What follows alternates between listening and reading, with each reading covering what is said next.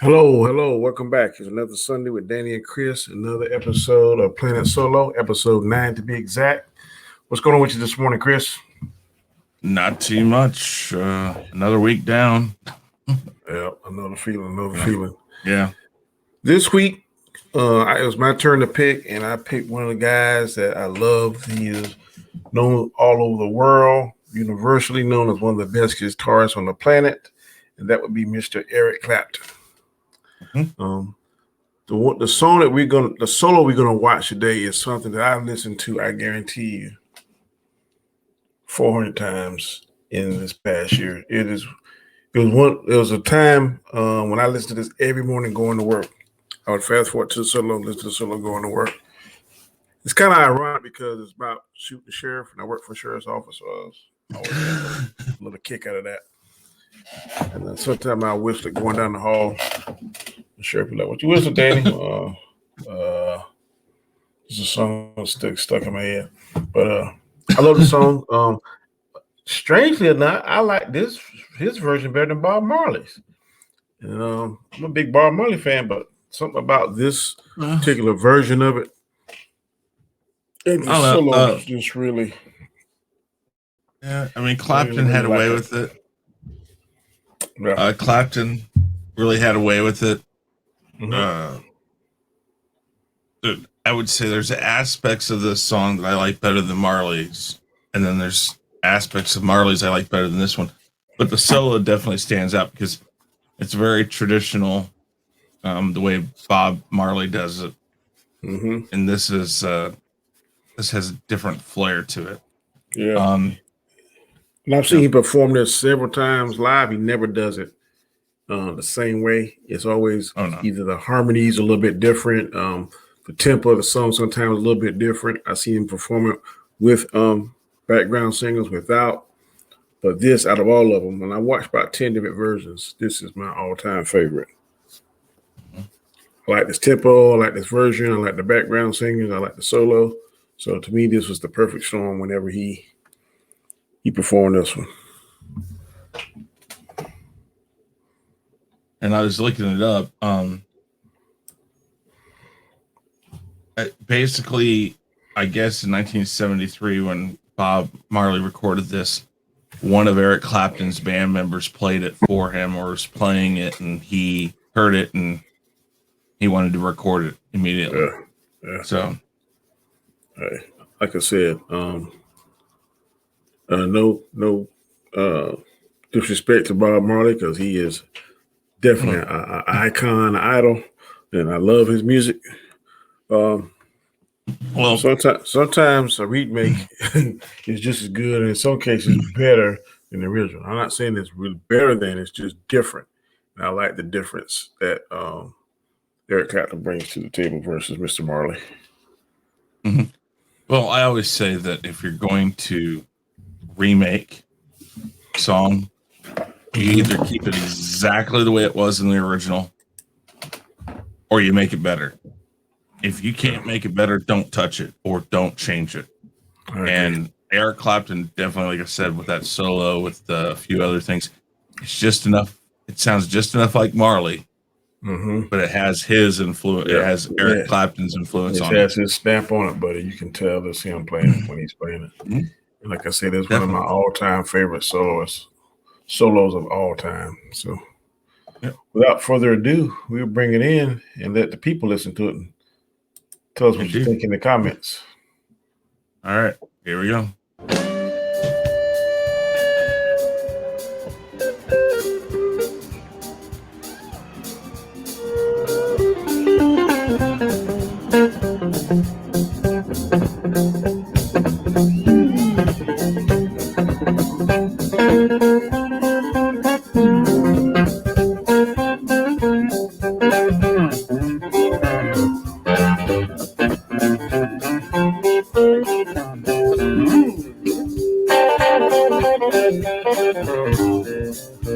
tell you feeling it, boy.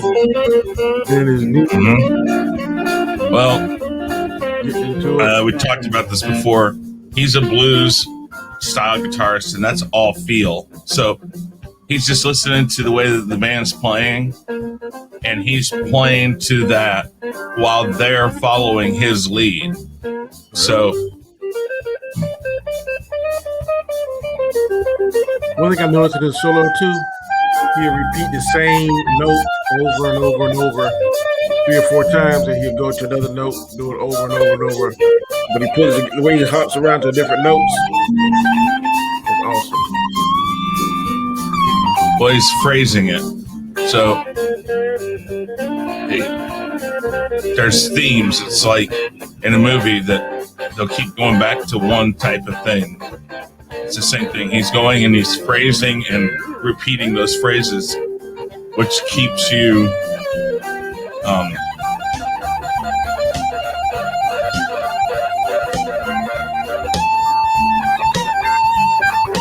that is awesome right there, buddy.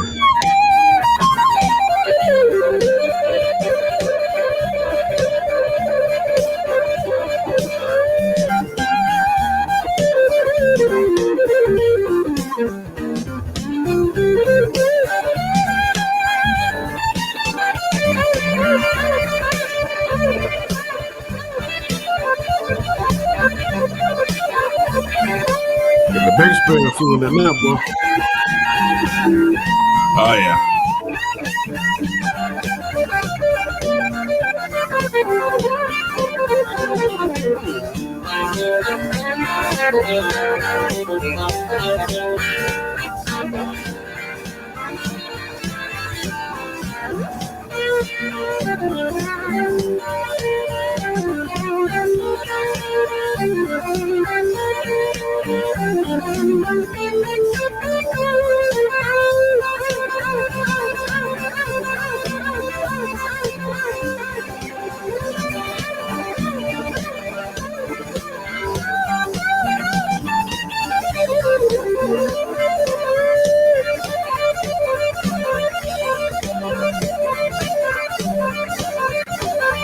Totally in the zone. Mm-hmm.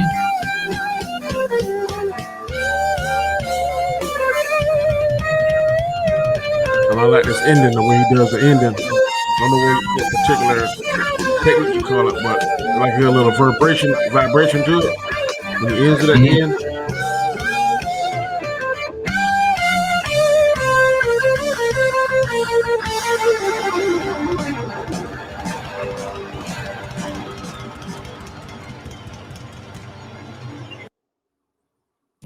Yeah, it's right there.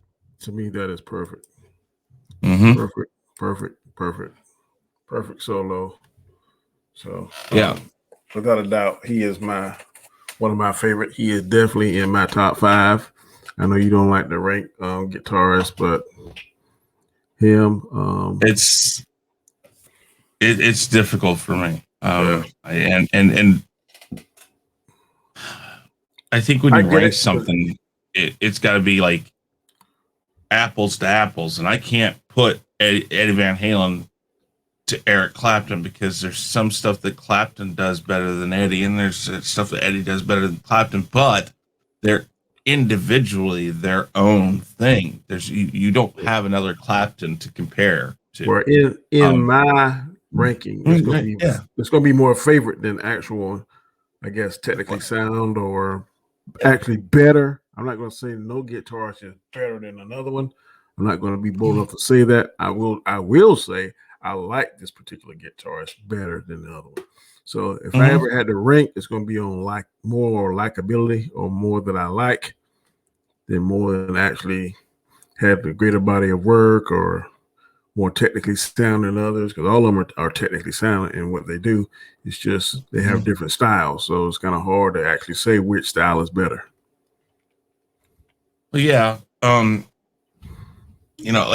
mean, Clapton's one of the best. I've listened to him for years. He is one of my favorites. And like in here, you see it. You know, I talk about phrasing. It's like he he stays in the same area. So when you're playing a solo and it isn't actually designed or it isn't actually written out, the notes that the bass player is playing and the other guitarists, there's bass chords that they have. Well, within those bass chords, there's notes that you can hit that match those bass chords. And that's what he's doing here. So while the solo is typically going to sound similar from one time to the next because he's hitting around the same notes, Clapton just always has that way of doing it himself. A Clapton concert's just kind of like a jam session. You're gonna recognize the song, but you're not gonna always recognize how it's played every time. Yeah. Because it changes fluently. And again, I'll go back because it's really easy with Van Halen.